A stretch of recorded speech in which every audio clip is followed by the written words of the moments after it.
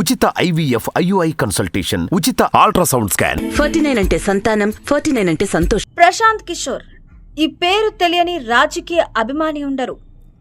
ఎన్నికల వ్యూహకర్తగా ప్రశాంత్ కిషోర్ కు మంచి పేరుంది.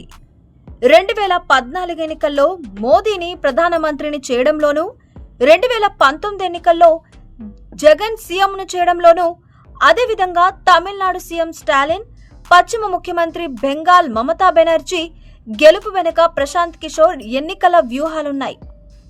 ప్రస్తుతం ఆయన ఎన్నికల వ్యూహకర్తగా పనిచేయనప్పటికీ ఆయన ఐపాక్ టీం మాత్రం వైసీపీ తరపున పనిచేస్తోంది.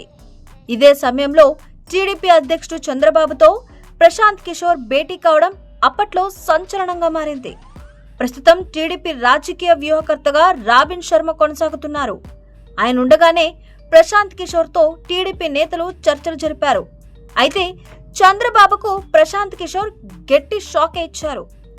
తాను టీడీపీ తరపున ఎన్నికల వ్యూహకర్తగా పనిచేయలేనని తేల్చి చెప్పారాయన. దీంతో టీడీపీ నాయకులు నిరాశలో కూరుకుపోయారు. తాజాగా ప్రశాంత్ కిషోర్ టీం ఏపీలో చేసిన సర్వే పూర్తయిందని తెలుస్తోంది. ఈ సర్వే నివేదికల్లో జగనే ముందున్నారని, ఆయన్ని ఢీకొట్టడం సాధ్యమయ్యే పని కాదని ప్రశాంత్ కిషోర్ టీం చేసిన సర్వేలో తేలింది. టీడీపీ గెలవదని ఈ సర్వే తెలిపింది. ఏపీలో టీడీపీ, జనసేన, బీజేపీ కలిసి పోటీ చేసిన 50 సీట్లు కూడా దాటవని ప్రశాంత్ కిషోర్ తేల్చేశారు. ఇప్పటికే జాతీయ స్థాయిలో వెలువడిన సర్వేలన్నీ కూడా వైసీపీకి అనుకూలంగా తీర్పునిచ్చాయి.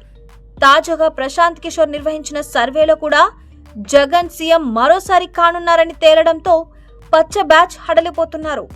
ఇక ఏపీలో టీడీపీ గెలవలేదని ఆ పార్టీ శ్రేణులు ఓ అంచనాకు వచ్చేశారు. మరి మరో ఘోర ఓటమి నుంచి చంద్రబాబు ఎలా తప్పించుకుంటారో చూడాల్సి ఉంది.